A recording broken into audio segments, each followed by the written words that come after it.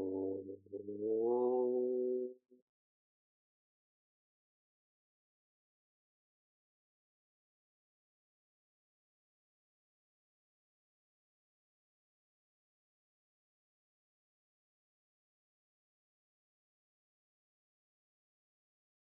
Oh.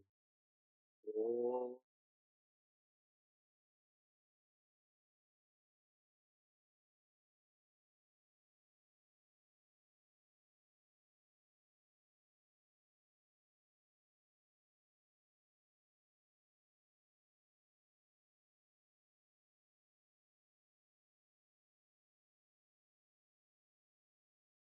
Welcome to Meaningful Mornings.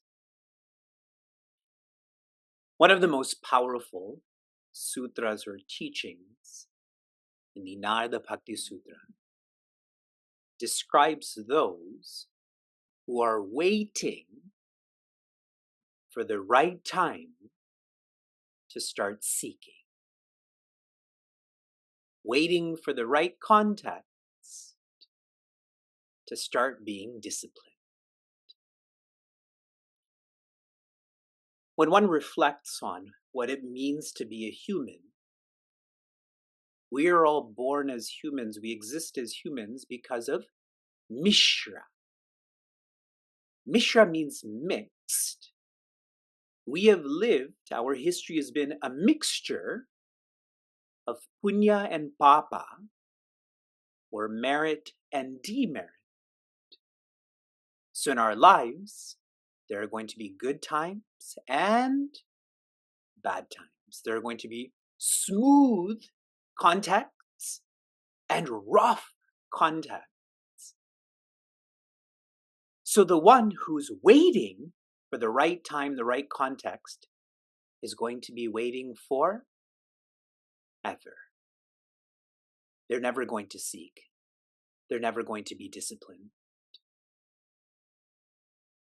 Puja Swami Tejomayananda had shared, even if the right time and context manifests, will you be around? Suppose it's next year or 5 years from now. What guarantees that you'll be around? That's why in Sanskrit there is a word for exhalation, which is nishvasa. It means to exhale. It also means to expire. When you breathe out, it could be an exhalation, it could be your expiration. This is why it doesn't matter if we're outside or inside, if it's a weekday or a weekend, we continue. This is the right time, the right context to seek, to be disciplined. When I was in the Vedanta course and I was studying chapter 18 from Puja Swami Tejomayananda, he would teach around 5 verses an hour. Our pace is around a little bit more than 3 verses an hour. I'm sharing this because we are more manda, we are slower than the students in the Vedanta course, but also we need this depth, this precision for this to be clearer to us. Chapter 18 is the Yoga of Sannyasa to Moksha. In English, renouncing results, which is training for surrendering actions, which helps one to feel being free. Shri Krishna has shared how to act. This involves 3 facets. It is the doer using instruments for a result. More deep than that is why act. Shri Krishna has shared why act is on account of the knower, knowing, and the known. Right now, Shri Krishna is zooming into the jnana and the karma. The jnana is the knowing. This is a factor in why act. Some people act to divide others, that is harming others. Some people act to divide oneself, that is harming oneself. Some people act to unite oneself and others, that is helping oneself and helping others. Now shifting to karma, karma is the how act in terms of results.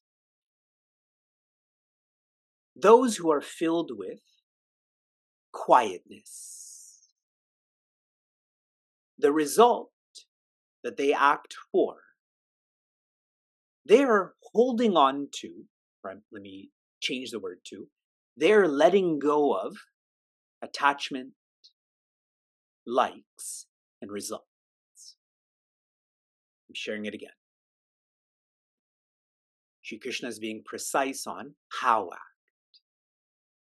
What should your relationship be with results or karma? It is letting go of attachment, likes, and results. So what should your relationship with results be? What results? I love who I am, and so I love what I do. Results not applicable. If they come, but I don't depend on them. That is the reflective point. Results are going to come. To not depend on them. Now, Shri Krishna is zooming into those who are filled with aggressiveness.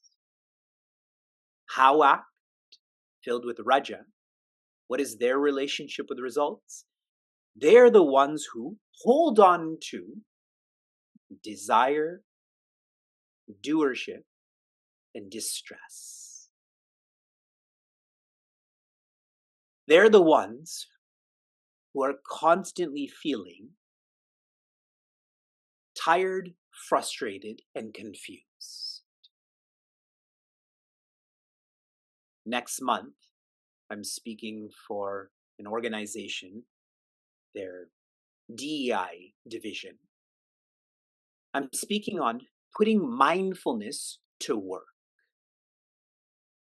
Within this, I will share some thoughts on stress.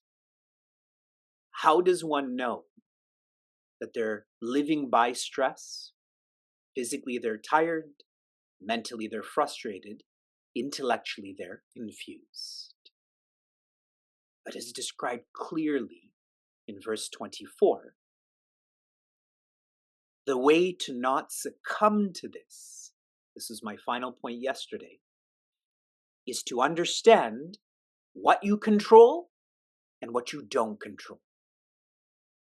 What don't you control? Results. We went through this exhaustively in chapter 3. Results are not in the present tense, they're in the future tense. They're not in your control, they're out of your control. So instead of holding on to them, let go of them. By understanding what's not in your control, then you focus on what's in your control, and that is actions. In the present tense, in your control. Sharing this in one more way, it is to understand what you need to apply and what you need to allow. We kind of mix both of those. Understand what you need to apply, that's in your control, and what you need to allow, that's out of your control. Whenever I interact with those who are older, older here, I'm going to share 72 and older. I share with them, especially in reference to their family members, you can't change them.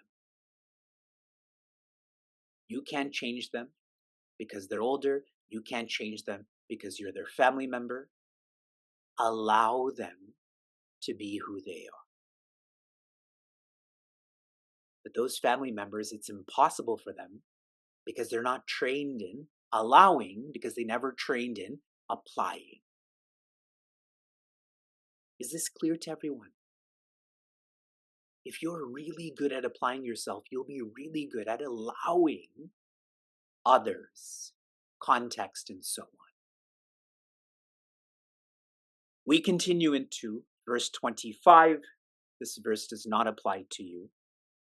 We will still study this for our own reference.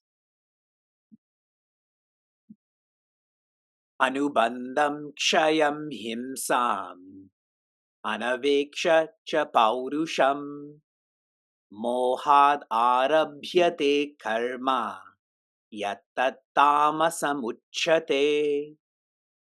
Joy. We're starting in quarter 4. This verse does not apply to you, so I'm just going to start in quarter 4 and give you a series of review-like frameworks. Yat, to whom this describes, tat, their life, uchyate, what is described as tamasam, or filled with laziness. The one who's filled with aggressiveness, they are not doing. Did I say laziness? I hope I did. Those who are filled with laziness are not doing. Those who are filled with aggressiveness are doing. Those who are filled with quietness are observing. And that training in observing, the momentum carries one to being. You do have to get into doing to evolve to observing and being. Here, Sri Krishna is sharing such a personality is not even doing.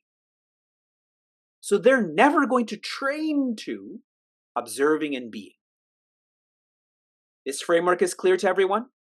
Not doing is being shared here, not in a good way, but in an awful way. Third quarter, karma.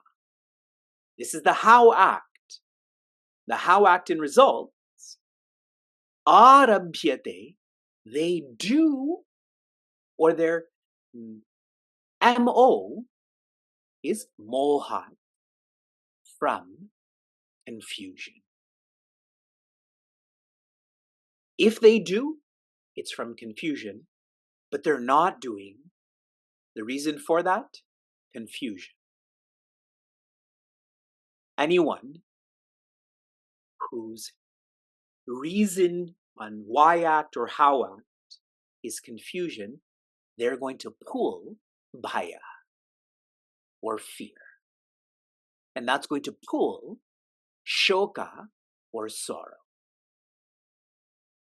Please remember this quarter, it will relate to your application. I'm challenging you. Do you act out of fear? Do you make decisions out of fear?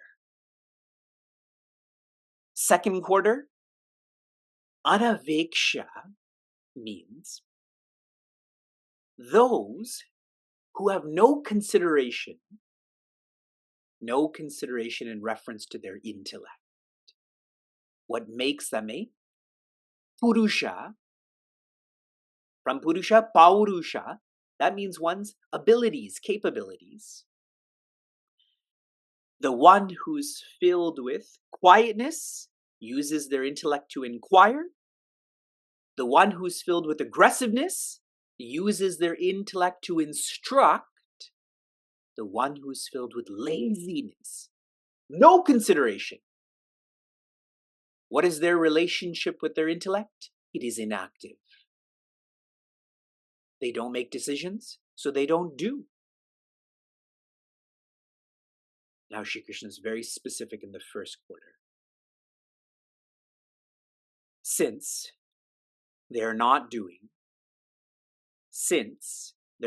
on account of confusion, since their intellect is inactive, what do they radiate? What do they invoke and evoke?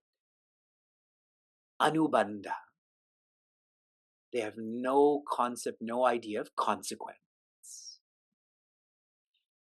Because of this devolves into kshaya. They keep losing and causing loss. And what this feels like is himsa, which is harm. If you think of someone who is high and drives or drunk and drives, they don't know the consequence. They don't know the loss that is potential to them and others. And what could happen, what often happens is harm.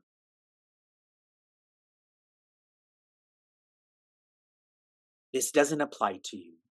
I'm just giving you lots of frameworks to reflect on to see how this fits into Raja, Sattva, and beyond. Here is a way, a reflection on ensuring this doesn't apply to you.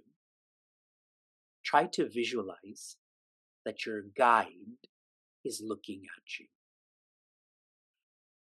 If you visualize your guide, whom you respect and or love and or revere, if they're looking at you, won't your guna change from tama to raja to sattva to beyond?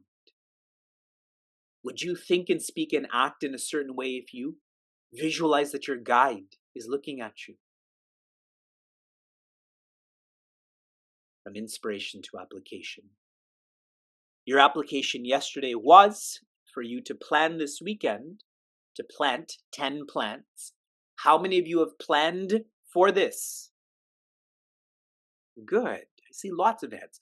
Wonderful. Please share your photographs. That's the only way I'll get to see you, not being inactive, but rather active.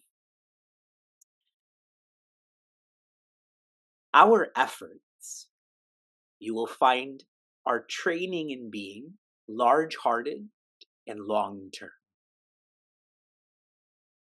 That's coming out of Tama, Raja, and into Sattva.